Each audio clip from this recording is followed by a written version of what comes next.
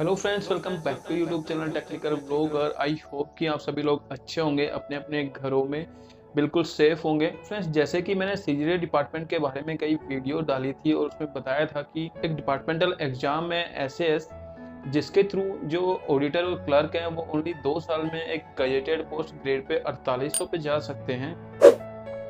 तो उसके बाद से फ्रेंड्स काफ़ी सारे कैंडिडेट इस एग्ज़ाम के बारे में जानना चाहते हैं। मुझे काफ़ी सारे कमेंट मिले थे कि आप इस एग्ज़ाम के बारे में एक वीडियो बनाइए, क्या इसका सिलेबस होता है, एग्ज़ाम पैटर्न क्या होता है, क्या ये बहुत हार्ड होता है क्या। फ्रेंड्स, आज की इस वीडियो में हम इन्हीं सभी टॉपिक के बारे में चर्चा करेंगे और साथ में आपके सारे डाउट भी क्लियर करेंगे, क्योंकि कुछ कैंडिडेट थे वो मुझसे पूछ रहे थे कि सर, लगता है एसएएस का एग्ज़ाम बहुत ज़्यादा हार्ड होता है, नहीं तो सारे जो ऑडिटर और क्लर्क हैं वो 2 साल में AAO नहीं बन जाते क्या।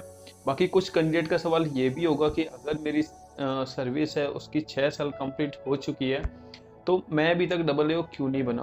तो इन सभी क्वेश्चंस के आंसर हम देंगे इस वीडियो में। तो चलिए फ्रेंड्स, वीडियो शुरू करते हैं।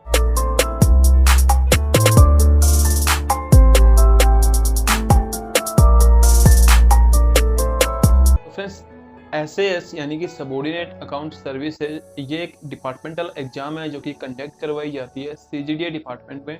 कैग में भी ये डिपार्टमेंटल एग्जाम होती है, बट उसका सिलेबस थोड़ा सा अलग है, इसलिए उस पर एक अलग से वीडियो बनाई जा सकती है। बट अभी इस वीडियो में जिसके बारे में हम डिस्कस करेंगे वो मेनली फोकस रहेगा एसएएस इन सीजीडीए। तो फ्रेंड्स, सीजीडीए डिपार्टमेंट में जो AAO होते हैं जिनकी ग्रेड पे 4800 होती है और वो एक गजेटेड ऑफिसर होते हैं, वो सारे बनते हैं एसएएस एग्जाम के थ्रू।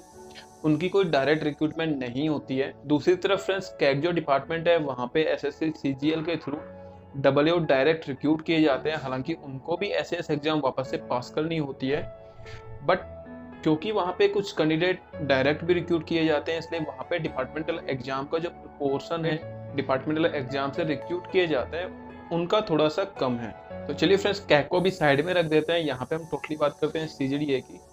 तो सबसे पहले हम बात कर लेते हैं इस डिपार्टमेंटल एग्जाम की एलिजिबिलिटी की, कौन कौन ये एग्जाम दे सकता है। सीजीडीए डिपार्टमेंट में clerk, auditor, senior auditor, data entry operator, typist, junior Hindi translator, ये सारे एसएएस एग्जाम दे सकते हैं। इसके लिए जो एलिजिबिलिटी है फ्रेंड्स वो ये है कि आपकी रेगुलर सर्विस 2 इयर्स की होनी चाहिए। फ्रेंड्स, आपने देखा होगा कि हर वीडियो में मैं एक टर्म यूज करता हूँ कि प्रमोशन वगैरह के लिए कि आपकी इतने साल की रेगुलर सर्विस होनी चाहिए।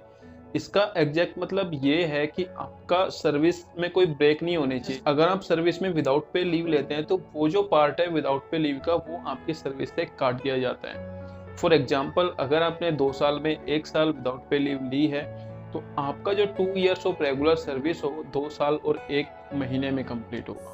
फ्रेंड्स, इसके बाद हम बात कर लेते हैं कि कितने बार डिपार्टमेंटल एग्जाम दी जा सकती है, यानी कि कोई भी कैंडिडेट एसएएस एग्जाम में कितनी बार अपीयर हो सकता है। सीजीडीए में अभी एसएएस का नंबर ऑफ टाइम यानी कि कितनी बार अपीयर हो सकता है कैंडिडेट, ऐसा कोई रेस्ट्रिक्शन नहीं है।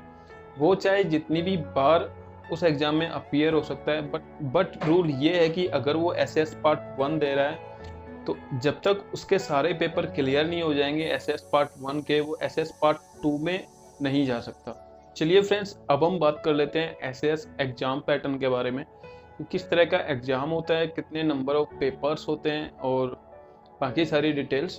तो फ्रेंड्स, अभी जो न्यू सिलेबस से एसएएस एग्जाम आया है वो सीबीटी होगा, यानी कि कंप्यूटर पे होगा, और ये एक ऑब्जेक्टिव टाइप का क्वेश्चन होगा एक्सेप्ट 1 पेपर जो कि नोटिंग एंड ड्राफ्टिंग का होगा, जिसमें ऐसे और समरी टाइप का होता है, जो कि आप एसएससी में भी जो डेस्क्रिप्टिव टाइप का एग्जाम देते हो सेम उसी तरीके का एक एग्जाम होगा जो कि डेस्क्रिप्टिव होगा।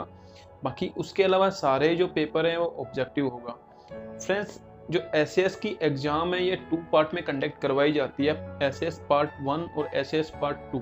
एसएएस पार्ट 1 में 5 एग्जाम हैं, जिनमें से 3 एग्जाम आईटी से रिलेटेड, एक रीजनिंग और मैथ से रिलेटेड, उसके अलावा एक ये नोटिंग और ड्राफ्टिंग से रिलेटेड है।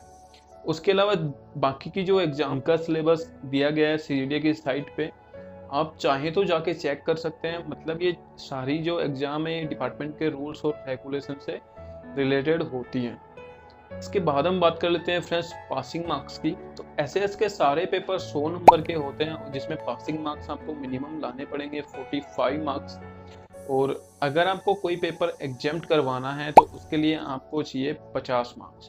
जैसे कि फ्रेंड्स आप एसएस पार्ट 1 में अपीयर हो रहे हैं और 2 पेपर आपके ऐसे हैं जिनमें आपके 50 से अबव मार्क्स हैं, एक पेपर ऐसा है जिसमें आपके 45 मार्क्स हैं और बाकी 2 पेपर में आप फेल हो जाते हो। तो आपको नेक्स्ट ईयर फ्रेंड्स वही पेपर नहीं देने होंगे जिनमें आपने 50 अबव स्कोर किया है। यानी कि अगर आपने कोई एग्ज़ाम पास भी कर लिया बट उसका जो स्कोर है वो 45 से 49 तक है, तो वो पेपर आपको वापस से अगली बार देना होगा। और यदि आप सारे पेपर एक बार में क्लियर कर जाते हो तो आप पार्ट 2 में अपीयर हो सकते हो। तो फ्रेंड्स कहने का मतलब ये है कि जब तक आपने पार्ट 1 क्लियर नहीं किया तब तक आप पार्ट 2 के पेपर नहीं दे सकते। इसके अलावा फ्रेंड्स कई सारे सब्सक्राइबर ने कमेंट किया था कि इसमें ग्रेजुएशन ज़रूरी है कि नहीं है। फ्रेंड्स मैं आपको क्लियर कर दूं, सीजीडीए डिपार्टमेंट में एसएस एग्जाम के लिए ग्रेजुएशन बिल्कुल भी ज़रूरी नहीं है। जब मैंने एसएस का एग्ज़ाम पहली बार दिया था तब तक मेरी भी ग्रेजुएशन कंप्लीट नहीं हुई थी। तो फ्रेंड्स ये था एक वीडियो एसएस एग्ज़ाम के बारे में। इसके अलावा कुछ क्वेश्चन थे आपके जो मैं क्लियर कर देता हूँ। एक सब्सक्राइबर ने पूछा था कि सर इसकी फ्रिक्वेंसी क्या होती है, कितने दिन में एसएस एग्ज़ाम कंडक्ट करवाई जाती है। तो इसकी कोई फ्रिक्वेंसी नहीं होती है, पर ईयर ये एग्ज़ाम होती है, बट अभी कुछ दिनों से ये एग्ज़ाम नहीं हो रही है। मतलब जो एग्ज़ाम 4 साल पहले आई थी उसी के पार्ट 1 पार्ट 2 हर साल वो करवा रहे हैं। क्योंकि फ्रेंड्स नया सिलेबस आया है इसलिए डिपार्टमेंट चाहता है कि जो लास्ट एग्ज़ाम में जो भी कैंडिडेट अपीयर हुए थे उसमें से ज़्यादा कैंडिडेट यहीं पे निकल जाएं, क्योंकि सारा सिलेबस अभी चेंज कर दिया है और एग्ज़ाम पैटर्न भी बिल्कुल चेंज कर दिया है। पहले डिस्क्रिप्टिव होता था, अभी ऑब्जेक्टिव टाइप का क्वेश्चन होगा और वो भी सीबीटी यानी कि कंप्यूटर बेस्ड एग्जामिनेशन। इसके अलावा फ्रेंड्स एक सब्सक्राइबर ने कमेंट किया था कि क्या एसएस का एग्ज़ाम बहुत ज़्यादा हार्ड होता है, और अगर ये हार्ड नहीं होता तो सारे ऑडिटर और जो क्लर्क हैं वो पास क्यों नहीं कर जाते इसे। तो फ्रेंड्स इसके पीछे एक बहुत बड़ा रीज़न है। एक्चुअली पहली बात यह है कि जब भी कोई सर्विस में जाता है तो सबसे पहले 2-3 साल तो उसे खुशी में 2-3 साल तो वो कुछ सोचता ही नहीं है और डिपार्टमेंट के बारे में भी इतना उसे नॉलेज नहीं होता है स्टार्टिंग में। दूसरी बात फ्रेंड्स, जब ये डिपार्टमेंटल एग्ज़ाम आती है तब तक हम 2 से 3 साल स्टडी से दूर रह चुके होते हैं, यानी कि हमारा जो पढ़ाई है उससे थोड़ा सा मन दूर हटता है। प्लस में फ्रेंड्स यहाँ पे जो पेपर हैं वो जो हम पहले पढ़ाई कर रहे होते हैं लाइक मैथ्स, रीजनिंग, इंग्लिश, उससे थोड़ा हटके होता था। यानी कि डेस्क्रिप्टिव टाइप का पेपर होता था और टोटली अकाउंट से रिलेटेड और डिपार्टमेंट्स के रूल्स और रेगुलेशन से रिलेटेड क्वेश्चन इसमें पूछे जाते हैं। तो कुछ चीज़ें होती हैं जिनको पहली बार अगर हम पढ़ते हैं तो वो थोड़ी सी हार्ड लगती है। फ्रेंड्स पहले जो ऑडिटर थे वो 3 साल में सीनियर ऑडिटर बन जाते थे। जो पे फिक्सेशन का पहले का तरीका था, मैं टेक्निकल में ज़्यादा नहीं जाऊँगा बट आपको बता दूँ कि जो बेसिक रहती थी प्लस में जो ग्रेड पे चेंज होती थी, यानी कि 2800 से ग्रेड पे 4800 होती थी, तो टोटल 2000 रुपये का फ़र्क पड़ता था प्लस में एक इंक्रीमेंट। मतलब ऑडिटर से अगर डब्ल्यू पे पहले जाते थे तो सैलरी में एक बहुत बड़ा इफेक्ट नहीं देखने को मिलता था। प्लस में डब्ल्यू की रेस्पॉन्सिबिलिटी काफ़ी बढ़ जाती है, डब्ल्यू के ट्रांसफ़र भी काफ़ी ज़्यादा होते हैं। इसलिए बहुत सारे कैंडिडेट जिनको अपने होम टाउन में रहना होता था वो अवॉइड करते थे एसएस एग्ज़ाम को। एक सब्सक्राइबर ने कमेंट किया था कि कितने क्लर्क पर ईयर बन जाते हैं डब्ल्यू। तो फ्रेंड्स मैं आपको बता दूं कि यही एक रीज़न जो कि मैंने अभी पहले बताया, सैलरी में बहुत ज़्यादा डिफरेंस नहीं होता था बट क्लर्क और डब्ल्यू की सैलरी में काफ़ी ज़्यादा डिफरेंस होता था। इसलिए ज़्यादातर क्लर्क ही डब्ल्यू बनते हैं। डिपार्टमेंट की हिस्ट्री अगर आप देखोगे तो लगभग 60 से 70% जो डब्ल्यू है वो पहले क्लर्क थे। ज़्यादातर ऑडिटर क्योंकि 3 साल में वो सीनियर ऑडिटर बन जाते हैं और जब सैलरी में कोई डिफरेंस नहीं होता तो काफ़ी सारे लोग नहीं देते एसएस का एग्ज़ाम। बट अभी सिनेरियो बिल्कुल चेंज हो गया है जब से 7th पे कमीशन आया है। तो अगर आप ऑडिटर से भी डब्ल्यू पे जाओगे तो मिनिमम आपको 20 से 30 हज़ार का फ़र्क मिलेगा डब्ल्यू और ऑडिटर की सैलरी में। इसके अलावा फ्रेंड्स सबसे लास्ट क्वेश्चन की मैंने अभी तक डब्ल्यू का एग्ज़ाम क्यों नहीं दिया।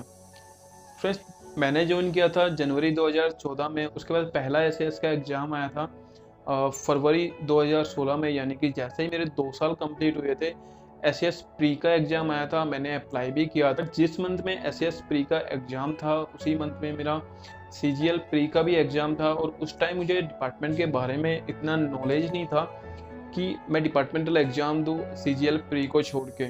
मैंने सीजीएल प्री का एग्ज़ाम दिया था, एसएस प्री के एग्ज़ाम में मैं नहीं गया।